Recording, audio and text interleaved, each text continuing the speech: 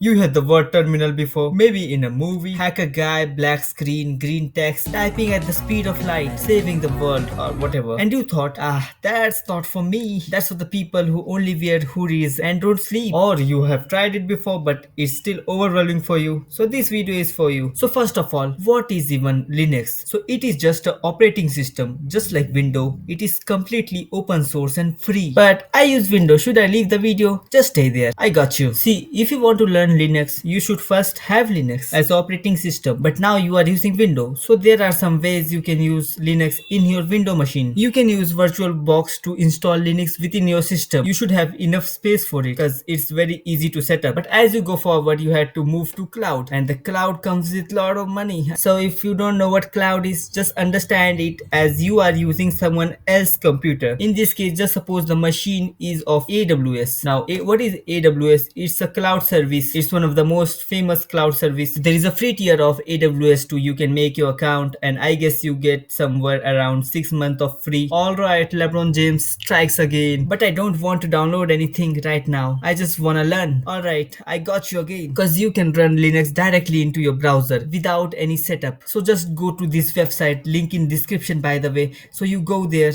and you create an account. So after login, select Ubuntu. As you can see there, I just logged in, and oh, so it's a very simple website. Just go there and search Ubuntu. So here's Ubuntu, and just open it. Any version you can open. I'll open the most recent one. There is a queue. You have to wait for it. From my experience, it's very short queue. You have to wait mostly 1 or 2 minutes, and that's all. So while it is opening, let me give you some disclaimer. Use this website only for learning purposes. And surely the world is in fact all sunshine and rainbows sometime. So now accessing file. There is two way to access file. First is GUI and second is terminal. Now what is GUI? GUI means graphical user interface. So let's just write pwd and see what's happened. Now we get a location.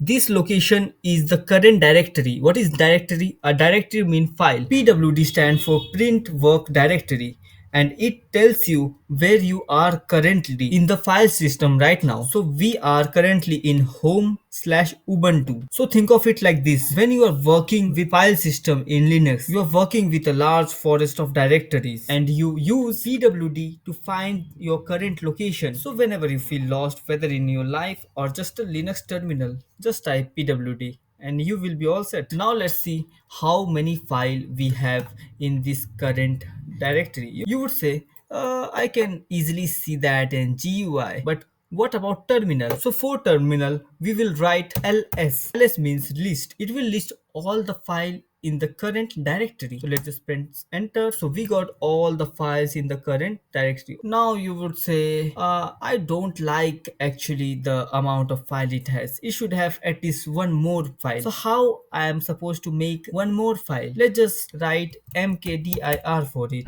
What's mkdir? It means make directory. So I will write mkdir ringo star, because we all live in a yellow submarine. But if you take a closer look, you will see that there's a two file which are made, but I only wrote a command once. This is because I have given a space between Ringo and star. A space is considered as a different file. It is good when you want to make multiple files. You just write a name of the file and give a space in between to create multiple files. Alright, you have made a folder, but you want to go inside it. So how we go inside it? So for that we will write cd and the name of the folder which you want to visit. So in our case it's Ringo.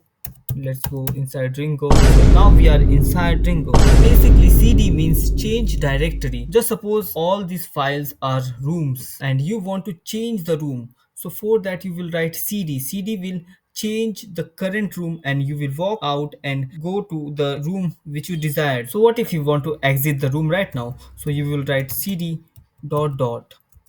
Now you exit the room. Again you are in the ubuntu home folder of ubuntu. So whenever you want to go one step higher in the file system, you will type cd dot dot. So the two dot means going one step up in the file system. Simple, elegant, beautiful. Alright, so let's just go inside Ringo once again. So we will write again cd Ringo. Now we are inside Ringo. So let's just create a text file. So we will write touch text.txt. It can be a Python file, a Java file, or anything. You just have to use touch and the file name for it. And if you want to see what inside this file, you write cat, name of the file, and enter.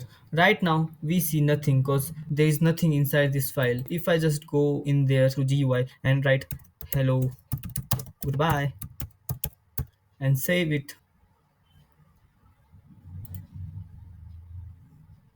Now if I try to write cat and the name of the file, which is textr.txt, you will see hello goodbye. Say goodbye and I say hello. So basically cat is used whenever you want to see the content of the file. Now alright, I seen the content, I have seen enough. Now I would like to never see this file again. So I want to remove this. So for removing a file you have to write rm and the name of the file. So textar.txt, and here we go, the file is removed. Let's just go back. So cd dot dot. By the way, do you remember we wanted to make a single file ringo, but we accidentally created two files. So what if we wanted to remove the star directory, this one? So we have just seen that to deleting something we have to write rm. So we will write the same rm and star, the name of the folder. What? It's not working? That is because it is a directory, not a single file. When we deleted our text r.txt, it was a text file. But now we are dealing with a directory. So whenever you are working with a directory and you want to delete the directory, you write rm, which is used to delete something, hyphen r, and the name of the directory. In our case is star, and the directory is gone. So what is hyphen r and what it does? So it recursively deletes everything. It's like that one Japanese soldier who kept fighting 29 years after the World War II. But while using it, just remember, it deletes everything in the directory, every files. So alright, here the fun part begin, how you can actually download any packages or app in Linux. In Linux we have something called apt, which stands for Advanced Package Tool. So just suppose you are searching for any package, so you just have to write sudo apt search and the name of the package. You have to use sudo. But why? Sudo is a command which gives you temporary super user access, and apt is our advanced package tool which will help us to download our packages. So I will go in terminal and I will write sudo apt or package manager, and I want to search for jdk.